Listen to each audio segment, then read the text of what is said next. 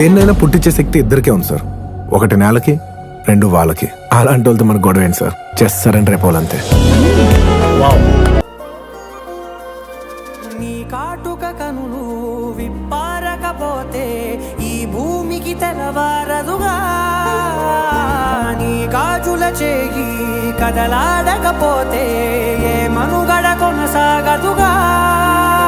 ప్రతి వరుసలోను ప్రేమగా అల్లుకున్న బంధమా, అంతులేని మీసమా, అంచనాల కందుమా, ఆలయాలు కోరని ఆదిశక్తి రూపమా, నీవు లేని జగతిలో దీపమే వెలుగునా.